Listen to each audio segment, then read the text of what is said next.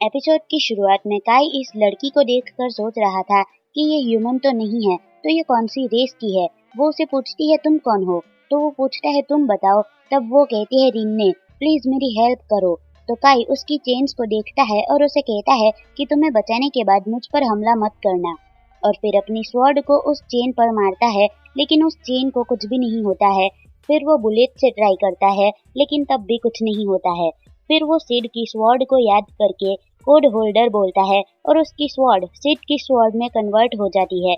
उसके बाद फिर से मारता है और इस बार पूरा पिलर ही 2 टुकड़ों में कर देता है, और इस बार वो चेन भी टूट जाती है और वो लड़की सीधे आकर काई के हाथों में गिरती है।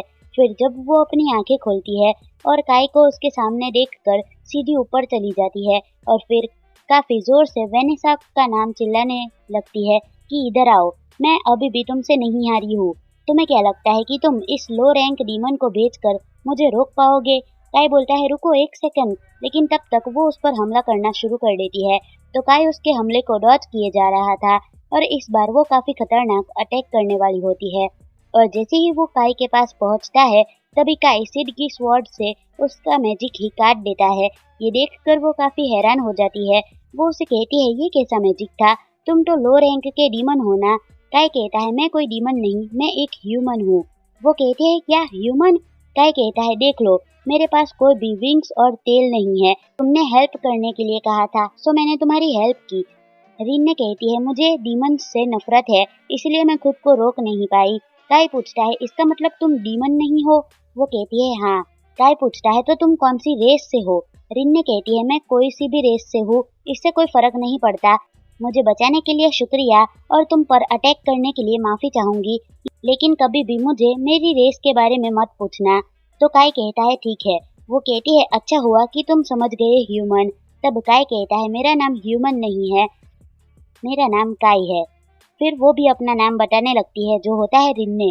काई कहता है मुझे तुमसे कुछ पूछना है, तुम्हें पता है कि हम कहाँ पर है? रिन्ने कहती है मुझे भी नहीं पता है, मैं तो वेनेसा के साथ फाइट कर रही थी और मुझे कुछ पता चले उससे पहले ही मुझे यहाँ पर बांध दिया गया था। काई कहता है डार्क एम्प्रेस वेनेसा, सारे डीमंस का हीरो, क्या तुम उसके साथ फाइट कर रही थी? इसका मतलब तुम उतनी ज्यादा स्ट्रांग हो?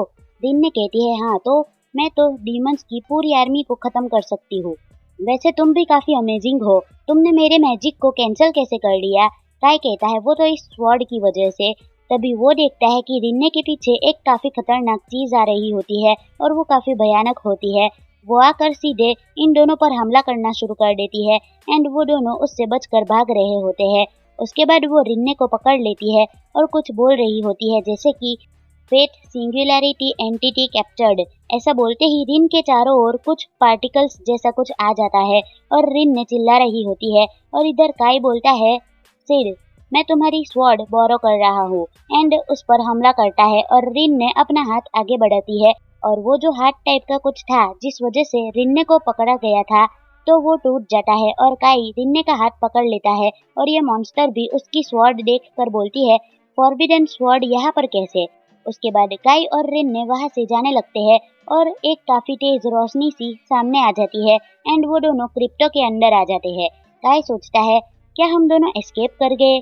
तभी रिन ने काई को कश के हग कर लेती है और कहती है मैं काफी ज्यादा डर गई थी, तुम कितने वार्म हो। काई पूछता है तुम्हारे साथ कोई नहीं है? रिन ने कहती है नहीं, ऐसा पहली बार हुआ है कि किसी ने मेरी हेल्प की। मुझे स्पिरिट्स, मिस्टिकल बीस्ट्स और सेलेस्टियल्स ने कहा है कि मैं उन लोगों जैसी नहीं हूँ, और डीमंस तो उन सभी में से सबसे क्रूएल है, इसलिए मेरी वेनेसा के साथ काफी बड़ी लड़ाई हुई थी। काई कहता है मेरा केस भी सेम है, किसी को भी मैं याद नहीं हूँ, इसलिए मुझे लगता है कि मैं इस दुनिया में अकेला हूँ, और मुझे वही हिस्ट्री याद है जिसमें इंसान 5 रेसिस की ग्रेट वॉर जीत गए थे, लेकिन इस वर्ल्ड में डीमंस ने हमारी सिटी पर कब्जा कर लिया है। रिन ने कहती है तुम जो कह रहे हो वो ये सब तो मैंने भी कहीं पर सुना हुआ है, शायद से ये सब मेरी और वेनेसा के साथ फाइट हुई थी उससे पहले हुआ था, और ह्यूमंस जीतने लग गए थे। हाँ, डीमंस इसके बारे में बात भी कर रहे थे कि ह्यूमैनिटी का हीरो आ चुका है। तो काई उसे सिड के बारे में पूछता है, वो कहती है नहीं मैं उसे नहीं जानती। काई कहता है हम दोनों को सेम हिस्ट्री याद है, इसका मतलब हम दोनों सेम हैं। रिन ने कहती है सही कहा, उसके बाद वो दोनों क्रिप्टो से बाहर आ जाते हैं और थोड़ा बहुत चलने के बाद ही रिन ने नीचे गिर जाती है तो काई उसे उठा कर ले जाता है। वो उसे कहता है मैं सिटी में वापस जा रहा हूँ तो तुम भी मेरे साथ ही क्यों नहीं चलती। तब वो कहती है मैं इंसानों के शहर में नहीं जाना चाहती। काई पूछता है क्यों। तब वो कहती है मैं किसी पर ट्रस्ट नहीं कर सकती। काई पूछता है और मेरे ऊपर। तब वो कहती है तुम अलग हो। काई कहता है तब तो मुझ पर भरोसा रखो और मेरे साथ चलो। सीन शिफ्ट होता है और काई सोते हुए रिन्ने के बारे में सोचे जा रहा था, जैसे कि वो कार में भी डर गई थी, अपने विंग्स उसने छिपा दिए थे और किसी से भी ठीक से बात नहीं कर पा रही थी और वो यहाँ पर नहा रही होती है और वो फिर से सिड की स्वॉर्ड को देखे जा रहा था। तभी रिन ने दौड़ते हुए आती है कि पानी बंद नहीं हो रहा है और उसे देखकर काई शर्मा जाता है। वो कहता है तुम खुद को टॉवेल में लपेट लो, मुझे शर्म आ रही है। उसके बाद रिन ने काई को कहती है कि तुम इंसान कितने मस्त वार्म वाटर से नहाते हो, मैं तो लेक और रिवर के ठंडे पानी से नहाती थी और ये बेड कितना सॉफ्ट और फ्लफी है। फिर वो दोनों डीमंस के बारे में बात करने लगते हैं कि इस दुनिया में ग्रेट वॉर का रिजल्ट बिल्कुल उल्टा है, शायद से ये एक अल्टरनेटिव हिस्ट्री है। रिन ने कहती है कि तब तो हमें इस दुनिया से निकलकर रियल वर्ल्ड में जाना चाहिए। काई कहता है काश ऐसा कोई रास्ता होता। उसके बाद काई सो रहा होता है तो रिन ने उसके पास आकर कहती है मैं स्ट्रॉन्ग मैजिक सेंस कर पा रही हूँ, डीमंस यहीं पर है।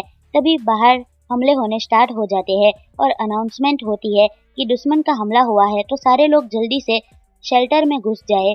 सिटी में हलचल मच जाती है। काई कहता है यहाँ पर कोई भी ऐसा नहीं है जो इन्हें बचा पाए। वो रिन्ने से कहता है कि इस वर्ल्ड में सिड का रोल सिर्फ मैं ही निभा सकता हूँ और वो चला जाता है। इधर ये लोग इन मॉन्स्टर्स पर हमला कर रहे होते हैं लेकिन तभी उनकी गन्स का उन मॉन्स्टर्स पर कोई असर ही नहीं होता है। फिर साकी भाग रही होती है तो उसके पीछे भी एक मॉन्स्टर आ जाता है और उस पर हमला करने ही वाला था तभी काई आकर उस पर अटैक कर देता है। वो साकी को कहता है कि पानी का इस्तेमाल करो। जब स्टोन बॉडी पर पानी गिरता है तो उन्हें उड़ने में प्रॉब्लम होने लगती है और उसके बाद ग्रेनेड से हमला करो। फिर यहाँ पर एक डीमन असर पर स्पेल यूज करके उसे स्टोन में कन्वर्ट करने ही वाला था तभी काई उस पर भी हमला करके असर को बचा लेता है। उसके बाद दो डीमंस काई पर हमला करने आते हैं तो इस बार रिन ने उसकी मदद कर लेती है और वो डीमंस खत्म हो जाते हैं। काई उसे कहता है तुम तो सच में कमाल की हो। उसके बाद वहाँ पर साकी और आसर भी आ जाते हैं कि तुमने तो उनकी मैजिक को ही कैंसिल कर दिया, ये तुमने कैसे किया। तब वो कहता है मैं एक ऐसे वर्ल्ड से आया हूँ जहाँ पर ह्यूमंस 5 रेसेस की ग्रेट वॉर जीत चुके थे तो ये सब उनकी वर्ल्ड में से आया है। तब उन दोनों को उसकी बातें कुछ भी समझ में नहीं आती है। उसके बाद आसर को ग्राउंड सर्विलेंस टीम से फोन आता है कि डीमंस अंडरग्राउंड सिटी में देखे गए हैं। आसर कहता है मुझे इसके बारे में हेडक्वार्टर्स में बताना होगा। साकी काई को कहती है क्या तुम हमारे साथ रेबेल आर्मी हेडक्वार्टर्स में आ सकते हो। काई पूछता है क्या ये सही रहेगा। तब वो कहते हैं तुम्हारी स्ट्रेंथ देखकर जिन तुम्हें पक्का आने देगा। तो फिर वो लोग जाने लगते हैं। काई पूछता है कि ये rebel army headquarters old royal capital में है। तो आसर कहता है वो इसलिए क्योंकि डीमंस को भनक भी नहीं लगेगी कि ह्यूमंस यहाँ पर हो सकते हैं। साकी कहती है वो जगह जिन के फादर ने सजेस्ट की थी। काई पूछता है वो कैसे है। तब वो कहती है इंजरी के कारण 2 साल पहले वो रिटायर्ड हो चुके थे और जिन उसका उत्तराधिकारी बन चुका है। उसके बाद वो लोग वहाँ पर पहुँच जाते हैं एंड काई उन दोनों का इंट्रो देता है और वहाँ पर बैठे हुए लोग काई को भला बुरा कहने लगते हैं कि तुम कह रहे हो कि तुम एक ऐसी दुनिया से आए हो जहाँ पर ह्यूमैनिटी जीत चुकी है, क्या बकवास है। जिन कहता है तुम उस दिन कह रहे थे कि तुम मुझे जानते हो तो उस वर्ल्ड में हम दोनों का क्या रिश्ता था। तब वो कहता है हम दोनों कलीग्स और चाइल्डहुड फ्रेंड थे, तुम हमेशा अग और घर जैसी बनना चाहती थी। ये नाम सुनकर जिन भावुक हो जाता है तो उसकी असिस्टेंट उसे होश में आने के लिए कहती है एंड जिन कहता है इस मीटिंग को यहीं पर खत्म करते हैं। सीन शिफ्ट होता है और ये दोनों अपने कमरे में बैठे हुए थे तभी बाहर जिन की असिस्टेंट आती है और कहती है कि जिन तुमसे बात करना चाहता है। और चलते चलते काई उसे पूछता है क्या तुम मेरी स्टोरी पर यकीन करती हो। तब वो कहती है अगर तुम्हारी बैटल स्किल्स और नॉलेज को यूटिलाइज करे तो तुम पर यकीन किया जा सकता है। उसके बाद वो लोग अंदर आ जाते हैं और सामने जिन लड़की के रूप में खड़ी होती है। काई कहता है मैंने कहा था ना कि तुम लड़कों जैसा बनने की कोशिश क्यों कर रही हो। तब वो कहती है कि मैं एक लड़की हूँ, ये तो सिर्फ फेलिन और वेटरन एग्जीक्यूटिव्स को ही पता थी। काई कहता है इसका मतलब तुम्हें मेरी बात पर भरोसा है। जिन कहती है जब तुमने अग और गेर के बारे में बोला था तब मैं सरप्राइज्ड हो गई थी कि तुम्हें मेरे फादर और ग्रैंडफादर का नाम भी पता है, मगर इसका मतलब ये नहीं है कि मैं तुम्हारी हर बात पर यकीन करती हूँ, लेकिन तुम्हारे नॉलेज और बैटल स्किल्स की वजह से ही मैं तुम्हारी मदद चाहती हूँ। हम 5 ह्यूमन सिटीज के साथ कोऑर्डिनेट करने वाले हैं जो डीमंस को न्यू वेसल से दूर रखेंगे, और अगर हम कामयाब हुए तो हमें न्यू वेसल को एबेंडन नहीं करना पड़ेगा।